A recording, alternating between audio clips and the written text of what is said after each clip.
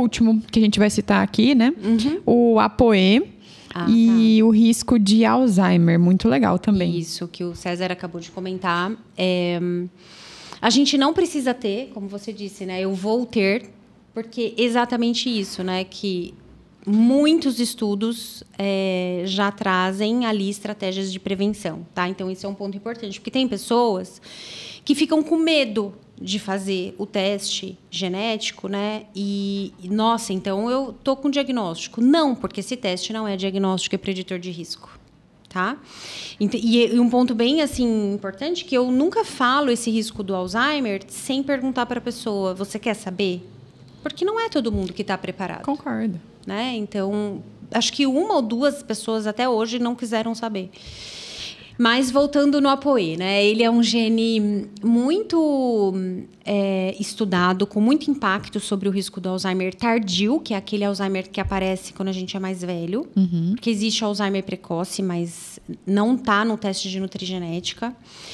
E os genes, né, não estão. E esse gene, ele, a nível de cérebro, ele pode ali impactar nessa formação da placa beta-amiloide, que é o que impacta no risco de Alzheimer. E é um gene... E o Alzheimer, né, como eu disse, ele cada vez mais está sendo estudado como uma doença do estilo de vida. Muito importante então, a gente falar sobre isso. Então, a gente... valeria só um podcast com algum neurologista. A gente precisa abordar os 12 fatores de risco que eles trazem já bem descritos, tá? Para quem tem um risco alto, porque dentro também tem uma estratificação de risco para o Alzheimer, e aí tem várias combinações, né? Mas, resumidamente, é o E2, o E3 e o E4. O E2 é protetor, e é raro aqui na nossa população, eu peguei poucos pacientes. O E3 é um risco médio, é o mais comum, 70% da população é E3, E3. E o E4, que pode ir de 2,6 até quase 15 vezes mais chance de risco de ter o Alzheimer tardio. E aí, dentro dessa estratificação de risco, dentro desse autoconhecimento para o risco de Alzheimer, a gente olhar o que faz sentido nesses 12 fatores de risco, a gente começar a elaborar estratégias de prevenção. Então, eu vou falar algumas, tá? Eu não vou lembrar das 12, mas eu vou falar as mais importantes. Então, primeiro ponto, obesidade. Então, a gente precisa, quanto antes, prevenir ou, então, né, entrar numa academia, mudar o estilo de vida nessa questão. O segundo ponto, resistência à insulina e de risco de diabetes. Por quê? E aí a gente tem que ir fazendo as correlações do risco genético do parâmetro de resistência à insulina, dos exames laboratoriais, porque tem alguns estudos que já trazem o Alzheimer sendo chamado de diabetes tipo 3.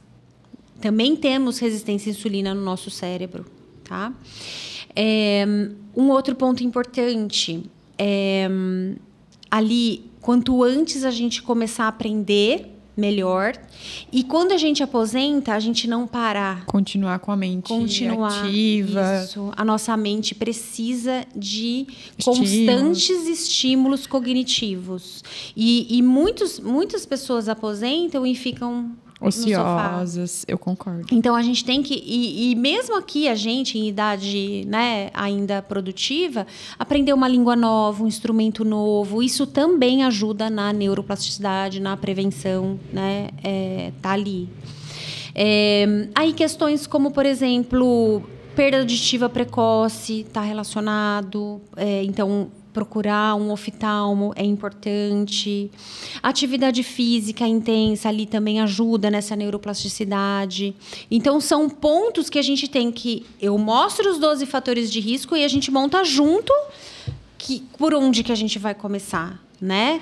Por onde que você consegue o seu momento agora? Porque é isso. Qual é o seu momento? Eu consigo procurando um otorrino. Como que a gente fala? O mundo ideal do mundo real, né? A gente sempre ideal fala versus isso. Real, né? O ideal seria a gente começar com os 12, né? Com um risco alto. Vamos pegar um APOE 4E4, que é o risco 14,9 de ter, né? Mais risco de ter o Alzheimer tardio. Esse eu preciso começar ali com pelo menos metade. né? E tem suplementos para ontem.